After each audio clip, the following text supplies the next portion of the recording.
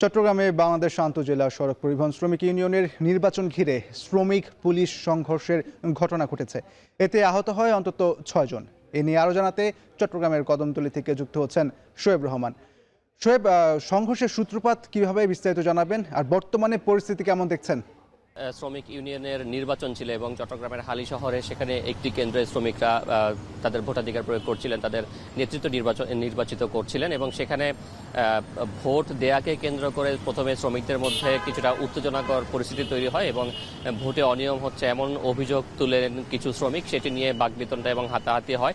পরবর্তীতে সেটি কিন্তু এক পর্যায়ে সংঘর্ষের রূপ নেয় এবং সংঘর্ষের রূপ নেওয়ার পরপরই কিন্তু সেখানে আইনশৃঙ্খলা বাহিনী যান এবং সেখানে পরিস্থিতি নিয়ন্ত্রণে আনতে তারা টিয়ার এবং লাঠিচার্জ করেন এবং সেখানে বেশ কয়েকজন শ্রমিক আহত হন বলে শ্রমিকরা দাবি করেন।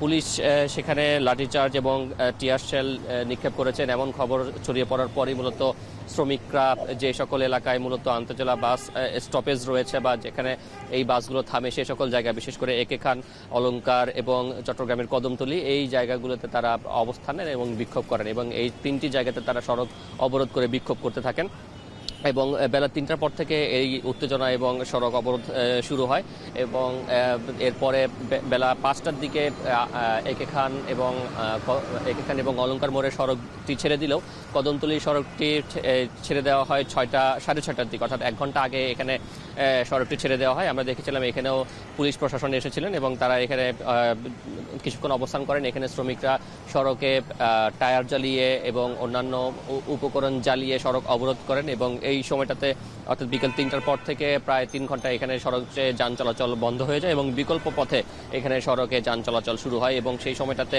যেহেতু অফিস ছুটি হচ্ছিল, সেই জায়গা থেকে অফিস ফেরত যারা রয়েছেন তারা কিছুটা ভোগান্তিতে পড়েন এবং 6:30টার পরে এখানকার এই সড়কটি খুলে দেওয়ার পরে সেই সড়কটি দিয়ে কিন্তু যান চলাচল স্বাভাবিক হয়েছেন। প্রথমে শ্রমিকরা দাবি করছিলেন যে যারা হতাহত হয়েছেন তাদের সুচিকিৎসা এবং তাদের দাবি না মানলা পর্যন্ত তারা সড়ক অবরোধ করবেন। পরে কিন্তু কোনো ধরনের আপোষ মীমাংসা ছাড়াই কিন্তু তারা সড়ক ছেড়ে দেন এবং বর্তমানে এখানে যান চলাচল কিন্তু স্বাভাবিক রয়েছে এই সড়ক দিয়ে। তবে তারা যেটি দাবি করছেন যে ৬ জন তাদের আহত হয়েছেন, শ্রমিকদের পক্ষ থেকে ৬ জন আহত হয়েছেন এবং আমরা যেটি খবর নিয়ে জানতে পেরেছি যে ৬ জনের মধ্যে ২ জন তারা চট্টগ্রাম মেডিকেল কলেজ হাসপাতালে চিকিৎসা নিয়েছেন বলে কিন্তু আমরা জানতে পেরেছি এবং পুলিশ বলছেন যে এই ঘটনায় তারা সতর্ক অবস্থানে ছিলেন এবং বর্তমানে কিন্তু পুলিশ কিংবা শ্রমিক কারোরই কোনো অবস্থান এই কদমতলী মোড়ে নেই এবং যান চলাচল স্বাভাবিকভাবেই চলছে। ইশতিয়াক। চট্টগ্রামে বাংলাদেশ আন্তঃজেলা সড়ক পরিবহন শ্রমিক ইউনিয়নের নির্বাচন ঘিরে শ্রমিক পুলিশ সংঘর্ষের ঘটনা ঘটেছে। এ নিয়ে চট্টগ্রাম থেকে বিস্তারিত জানাচ্ছিলেন শোয়েব রহমান।